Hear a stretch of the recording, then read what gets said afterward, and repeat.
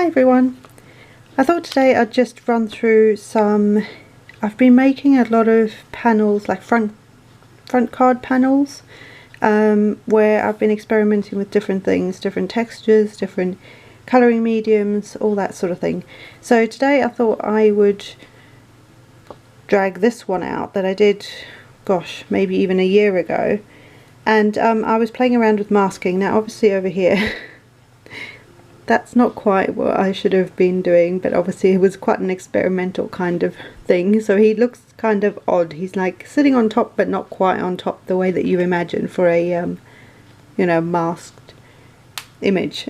So but the others don't look too bad, so it was good to play around with that. So whenever you're masking, I've got some videos, I'll try and remember to link them for you. When you're masking, whatever's going to be in front is what you stamp first, and then you would mask it with some post-it tape or masking paper, and then you would stamp the next image, which will then go behind that first image. So that was the idea. So yeah, it didn't quite, like I said, my line looks a little odd, but anyway, that's okay. So I cut this down. Let me double check what size this is. I think it is 4 by 5 1/4. Just check. Yep. So I then trimmed this down. This is some Whisper White smooth cardstock from Stampin' Up that I just experimented with, and then I stamped them in either Memento, because like I say, this was quite a long time ago, or it might have been the MFT's Extreme Black ink, which is good. It's a hybrid ink, so it's good with Copic markers. And then I used my Copics, which are an alcohol marker, so you can use any medium you like. And then I added to like their nostrils, and if they had little dots for eyes, I would have done the same. I'll try and see, get a close up here, see if it'll shine. But it's a Sakura black glazed pen that I used on like their nostrils. And then I used a Sakura white gel pen to add some cheeks to all of them. And on the butterflies I used some I want to say that was a Sakura pen as well, but it may have also been the it's either the clear glitter or the Nouveau, or Stampin' Up, not Stampin' Up, Crafter's Companion. They have like a clear sparkle glitter, like a Wink of Stella kind of sparkly pen, just to add some detail to the butterflies and to the banner at the top. But I don't know if the camera's going to pick that up, but that's just added detail for it. And then I created my own ground. I just drew some lines in, and then made it look kind of like wood grain, and left the, what would be like the wall, just white. So that's my panel, and obviously I stamped a sentiment. The card base is a standard A2 size card, so it measures 11 by 4 1/4, folded at 5 1/2, and this is a this is Stampin' Up's Rich Razzleberry cardstock that I'm going to stick it to.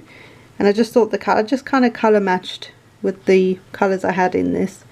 That's as simple as that. The stamp set I used, in case you're interested, is the Lawn Fawn Wild For You stamp set. So these are all the little critters. And then obviously all the sentiments, the hats. The hats are actually used as banners. So that's another thing. So I just stamped the hats upside down, created a banner, and then just drew little lines in so that it looks like it's hanging from something. So that's another way to use your little hats. What else? I have got the coordinating dies for this, but obviously I didn't need them for this particular project, so that didn't matter. So I'm just going to pop this together, and this is how simple it gets. Obviously this is a thinner cardstock, so all the paper, all the